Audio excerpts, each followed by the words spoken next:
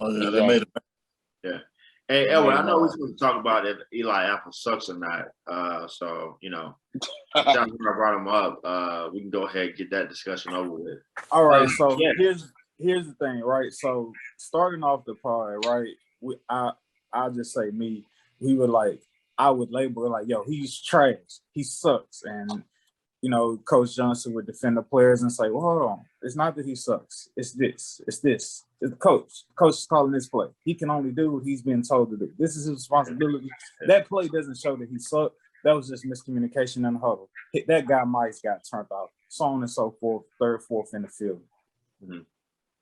I was watching Eli Apple, and I tried, as much as I love the game of just sports in general, I do my absolute best to respect the professional athletes that dedicate themselves to the game. And I just feel like, bro, I could go out there and do that.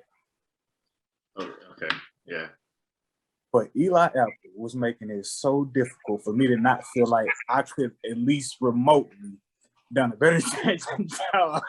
And I will not say I could have done a better job at defending Cooper Kupp as an Eli Apple or whatever the case may be. But dog, this is what irks me with cornerbacks. And I want to have a cornerback on the podcast. I don't even want to just have a cornerback on the podcast. I want us to like go out literally on the football field for an episode and have a cornerback walk us through just like whatever man-to-man, da-da-da-da-da principles there are. Because this happens 1,010% all the time. And I understand the nuance between like you can't move faster than the ball. So like the fastest the ball moving, like your reaction time may not be as like quick to be like, oh. But bro, the game winning touchdown, back shoulder throw. He is literally looking at Cooper Kupp, stare the ball in the eyes, and is making this motion. And for whatever reason, he doesn't like try to make a play and simultaneously turn up. Nathaniel, I'm just like, bro, like, what are they teaching defensive backs? Like, I don't know, bro. I think I got better hand-eye coordination than most, and I just don't understand how you don't make that play. And I'm just talking about that one specific play. Oh, yeah. Gotcha. So I'll comment on Eli Apple as a player who he's been in the NFL his entire career, and then we can comment on that play. So number one, Eli Apple was a top 10 pick number 10 by the Giants in 2016. He has never lived up to that pick. He had trouble with the Giants when he first got there as a rookie. Other guys in the defensive backfield was like, this guy's immature. He's not ready to play. His PFF grades, because I know I like PFF. His PFF grades every year since he's been in the league, 62, 64, 62, 63, 55, and 61. This past year, 61. He has been average every year that he's ever played. At best. Average. Now, could any of us go out there and play better than Eli Apple? No, none of us can, right? The reason why he keeps getting opportunities is because, hey, man, he ran a 4.4. He's tall. He's lanky. He's 6'1". He's got the prototypical size, speed combination. His hips move well. He looks good in the drills. Hey, maybe it's not the player. Maybe it's the program. So we get him over here with us. Maybe it'll all click together. That's why he keeps getting opportunities, right? Fool's gold. But he just can't keep putting it together. One of his biggest issues is he's terrible at the catch point, right? Now, if Eli Apple was even average at the catch point, bruh, right? Versus the Chiefs, Eli Apple should have had a pick six touchdown, which would have sent them to a Super Bowl, right? Luckily, 2 plays later, Jesse Bates got a pick, right, and set them up so they can get to field goal position very easily, right? But he dropped a pick. A few weeks earlier, he had a chance to get 2 picks on Patrick Mahomes, dropped him, right? This has been who he is. Sometimes he's there, sometimes he's not. He's horrible at the catch point, right? Reminds me of week 1 through 8 with Tyson Campbell in Jacksonville. Tyson Campbell finally figured it out. So fingers crossed that he continues doing better at that part. But that's just who Eli Apple is, man. He's always been terrible at the catch point. Sometimes some guys just aren't comfortable with when the ball gets there, and no matter what coaches do, they don't spend hours and hours and hours and reps trying to learn how to track the ball, trying to learn how to get their hands where the ball is, learning how to catch the ball when it gets there. That's always going to be an issue. So you should not be an NFL corner starting if you're not comfortable or decent at the catch point. You have a point there, but the thing is, there's a lot of guys who are not comfortable at the catch point. There are a lot of NFL corners who are not comfortable at the catch point. I understand that, but a lot of starters who are good who are not comfortable at the catch point. Okay, but none of them are Eli Apple. Okay, yeah, obviously, yeah. Yes. Eli. There's only one Eli Apple, but there are a lot of starting cornerbacks in the NFL who have a long career. I mean, and like I said, like I see it a lot. I feel like a lot of guys, a lot of corners, they don't really react well to the ball being in the air and being able to play on that man and the ball simultaneously. So I get that, but it's like, bro, my God. Y'all can add on, but I'm gonna go through some of the torture. So Eli Apple obviously brought all of this on himself, as people were saying. So after they beat the Chiefs, he had tweeted out, "Oh yeah, that Chiefs cheetah pack finna hit crazy this second time." So he wanted to start off with we smoking on the Chief pack. And so after they lost, Miko Hardman. Hey, real quick, Edward. Speaking of stuff that's hitting, right now this little rum that I had right before this little shot is coming into play, bro. Oh my God! But hey, look, we're going to have to take another one because Isaac was gone. So we're going to have to take a second one because Isaac was gone. No, I can't do it. I can't do a second one. Bro. You took a shot, Coach? Yeah, I took the last episode. So Sedacious was like, "Hey, yo, let's take a shot." We was trying to wait on you, man, but it was taking. We got to take another one because Isaac was gone. Bro. Man, my bag had broke in the parking garage, bro, and then I had to improvise. I said, I got my jacket on.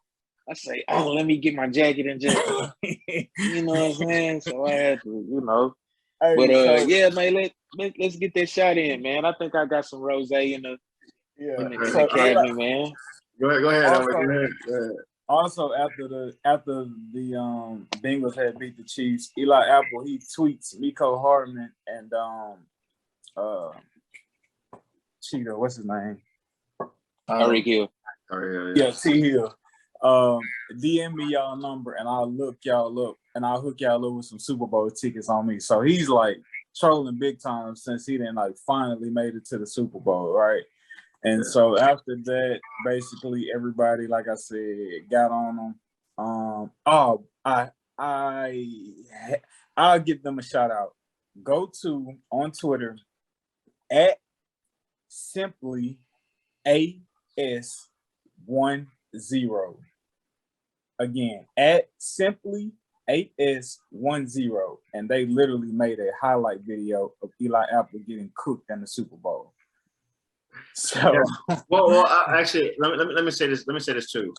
So because I learned this from the guy who taught me some of the most I know about DB play. Now, the Eli Apple getting cooked in the Super Bowl, if they just did routes here and there, even when the ball wasn't coming to them, there's a lot of DBs that you can do that with, right? Especially when they're playing man coverage, right? The game is, you can do that with Jalen Ramsey, right? Yeah, man, it's geared towards the offensive player to be successful. But one thing I learned when I started coaching DBs is, hey, in football you play 11s, you don't play 7s, right? So usually when the demons are called as a man-to-man coverage, there's usually pressure coming, right? Because there's the bet that, hey, we'll get there before the ball comes out, or we'll make the quarterback rush so he doesn't throw an accurate pass, so that even if our guys get beat, which they probably will on the back end, the pass won't be able to get there. So man-to-man coverage, there's a lot of guys that get beat that can and even look like they're getting beat. And if the ball doesn't come out perfectly on time, they can have time to recover, right? So this is another reason why Eli Apple is still in the NFL. He's fast enough to where he can recover, right, when he does get beat, right? So sometimes you might see him actually break up passes, and you're like, oh snap, Eli Apple broke a pass. Well, it's because the ball didn't come out on time, and he was able to recover and get there, right? So he recovered. Eli Apple's last game in the NFL. He probably has another 2 to 4 years in the NFL, and you'd be like, gosh, why did he keep getting signed? Well, because he does have another I'm gonna need you to recover like the game is on the line. However, Miko Hardman, wish you was better. I wish you was a better corner, bro. Then the game-winning touchdown wouldn't have been scored on you. Eli Apple, yeah, and then he posts it again. It's cool, big bro. You might get one of these shown on a video, his Super Bowl ring. But in the meantime, just get better at your craft. Tyreek Hill laughing. Then Michael Thomas played on the Saints, who played with Eli Apple. Somebody said this Apple pack in the heat. Nah. Michael Thomas. What I'm trying to figure out is Eli going to Eli. Then Hollywood Brown, Apple Pack going to hit hard in LA, and then you got a picture with Lamar Jackson with like a joint in his mouth. And then CD Deuce, all I see is Apple Pack, or is this burnt toast? And then it went so far. This random restaurant, I forget what city, this random restaurant was serving a Eli Apple special, which is 2 burnt pieces of toast and diced apples. So it went that. Hey, bro, you know what's crazy, man? He has no self-awareness, man. Like, it's like, bro, why you keep talking mess?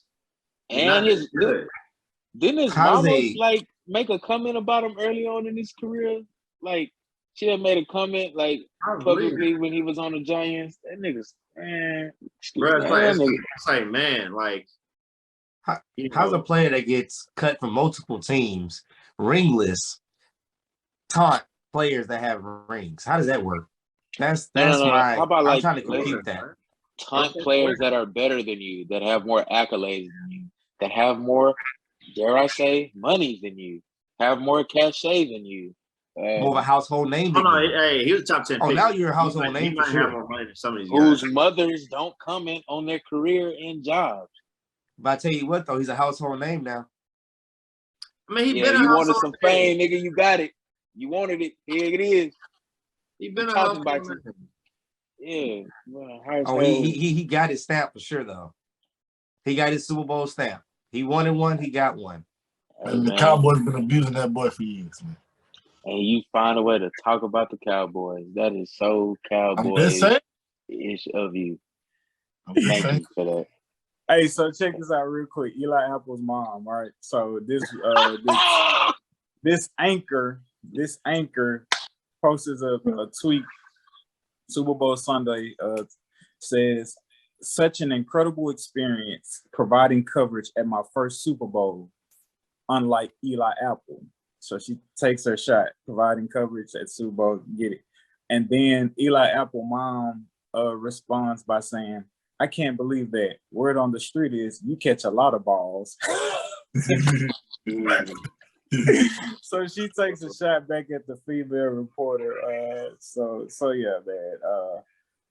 Yeah.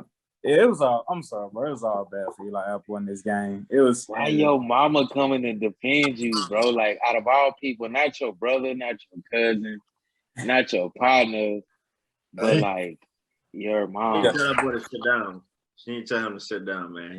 Like how LeBron did his mama when Delon. Hey, man. All what our podcast would be strike down before it take off. Let me not say nothing bad about it. So getting off Eli Apple, talking about Cooper Cup. I was thinking this and watching him play.